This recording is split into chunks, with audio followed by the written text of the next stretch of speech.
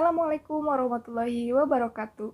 Perkenalkan, nama saya Lutfita Nurul Hairunisa dari kelas 12 AKL 3. Di sini saya akan membahas tentang novel sejarah yang berjudul Amba. Saya akan membahas mengenai identitas buku, inti cerita, dan pendapat saya tentang novel ini. Langsung saja, mari kita membahas tentang novelnya. Yang pertama, mari kita bahas tentang identitas buku. Novel ini berjudul Amba, ditulis oleh Laksmi Pamuncak dan diterbitkan oleh PT Gramedia Pustaka Utama. Novel ini terbit pada tahun 2014 dan berjumlah halaman sebanyak 580 halaman. Langsung saja kita membahas tentang inti cerita dari novel Amba.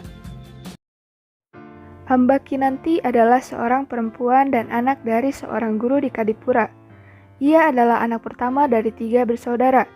2 saudaranya, yaitu si kembar Ambika dan Ambalika. Amba tidak secantik adik kembarnya. Meskipun tak secantik adik-adiknya, namun ia adalah seorang yang pandai. Suatu ketika, kedua orang tuanya membawa kabar bahwa mereka bertemu dengan seorang laki-laki yang mereka anggap cukup menarik di Jogja. Laki-laki tersebut adalah Salwani Munir, seorang pria yang baik dan seorang dosen di Universitas Negeri Gajah Mada.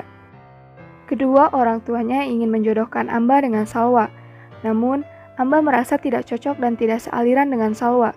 Amba merasa dia tidak mendapatkan cinta yang menggairahkan dari Salwa. Salwa adalah pria baik-baik. Dia bukanlah pria yang mau mengumbar birahi sebelum terikat pernikahan.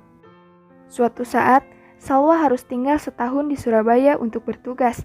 Orang tua Amba menyarankan untuk cepat menikah. Namun, Amba menolaknya. Dia berjanji bila tugas Salwa sudah selesai, dia akan menikah dengannya. Setelah berpisah dengan Salwa, Amba melamar menjadi seorang penerjemah di sebuah rumah sakit di Kediri. Nasib kemudian membawanya pada Bisma Rasyad, seorang dokter muda yang bekerja di rumah sakit yang sama dengan Amba. Bisma adalah seorang laki-laki yang sangat tampan. Dia lulusan Universitas Karl Marx di Leipzig, Jerman Timur. Berbeda dengan Salwa, Bisma adalah pria yang dengan mudahnya mencuri hati Amba. Bahkan, Bisma menawarkan cinta yang menggairahkan untuk Amba. Dia tidak mempermasalahkan hubungan persetubuhan di luar pernikahan. Di sana, mereka menjalin hubungan cinta hingga Amba pun hamil dan mengandung anaknya Bisma. Amba sedang hamil, namun dia harus terpisah dengan Bisma. Bukan melarikan diri dari tanggung jawab, melainkan ditangkap tentara pada penyerbuan ke Universitas Respublika pada 19 Oktober 1965 di Yogyakarta. Bisma ditahan gara-gara menjadi simpatisan mahasiswa sayap kiri. Maka, dengan terpaksa Bisma harus meninggalkan Amba. Pada tahun 1971, ia dibuang ke Pulau Buru, dan Amba pun meninggalkan Salwa. Adalhard Ehlers tiba di Jakarta pada 1963 dengan grant penelitian. Dengan sponsor Fakultas Ekonomi Universitas Indonesia, ia berangkat ke Jawa Tengah. Adalhard tidak tampan, tapi juga tidak jelek, dan karena perawakannya kecil, kehadirannya tak asing bagi pejabat lokal. Singkat cerita, Adalhard bertemu dengan Amba, dan mereka selalu bertemu setiap hari. Semakin dekat Amba dengan Adalhard, hingga Amba menceritakan semua kesedihan yang ia rasa kepada Adalhard. Setelah mendengarkan cerita Amba, Adalhard adalah lelaki yang sudi menikahi Amba dalam keadaan hamil untuk menyelamatkan masa depannya. Amba pun sadar bahwa dia membutuhkan seseorang yang bisa menjadi benteng bagi hidupnya. Meskipun Amba tampak dingin dan tak mencintainya, Adalhard justru sangat menyayangi Amba dan Sri Kandi Ehlers. Sri Kandi adalah anak Amba dari Bisma. Hampir 41 tahun kemudian, Amba mendatangi Pulau Buru. Pada awal tahun 2006, ia menerima sebuah email anonim yang berisikan pesan bahwa Bisma telah meninggal. Amba ingin mencari tahu apa yang terjadi pada ayah putri satu-satunya Sri Kandi. Amba memutuskan datang ke Buru bersama Julfikar Hamzah, seorang ekstapol yang pernah dekat dengan Bisma.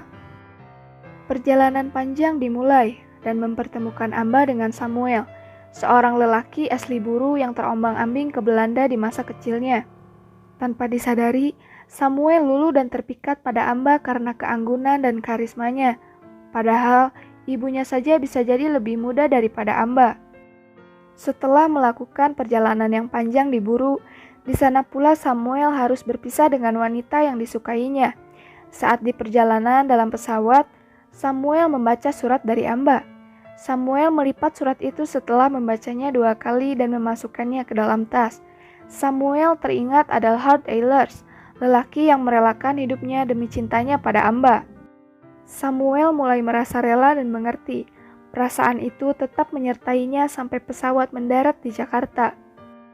Sebelum kematiannya, Bisma menulis dan meninggalkan surat-surat yang berisi tentang kehidupannya di Pulau Buru, dan tidak lupa menuliskan kerinduannya terhadap Amba.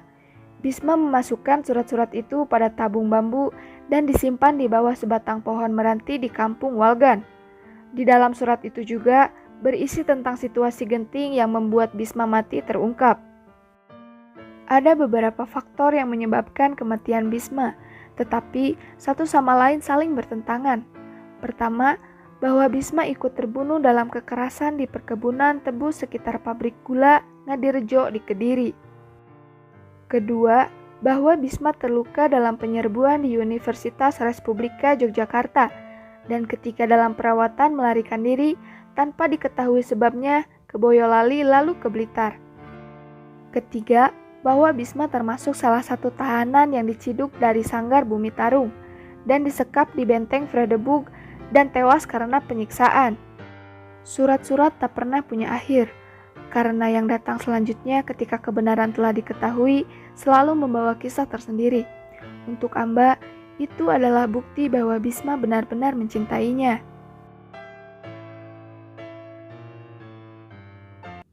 Pendapat saya tentang novel ini sangatlah bagus dan menarik. Bagi kalian yang suka genre romansa dan berlatarkan sejarah, ini sangat direkomendasikan untuk dibaca. Meskipun novel ini termasuk ke dalam novel fiksi, namun dalam cerita novel ini terdapat sekali peristiwa-peristiwa yang terjadi di Indonesia, seperti pemberontakan PKI dan juga kejadian politik-politik lainnya. Sebetulnya masih banyak kelebihan tentang novel ini, seperti pemilihan kata yang sangat kaya dan penggambaran tokoh yang sangat kuat. Ada satu catatan dari saya, untuk kalian yang masih berada di bawah umur, tidak terlalu direkomendasikan untuk membaca ini, karena di dalam novel ini mengandung banyak unsur kedewasaan.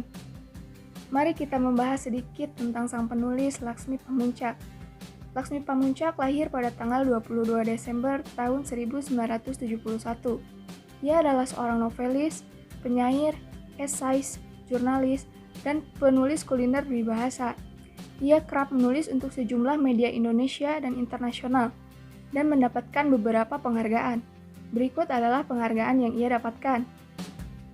Untuk selengkapnya, kalian bisa membacanya sendiri di perpustakaan terdekat kalian, membelinya di Allshop, atau meminjam di Perpustakaan Nasional.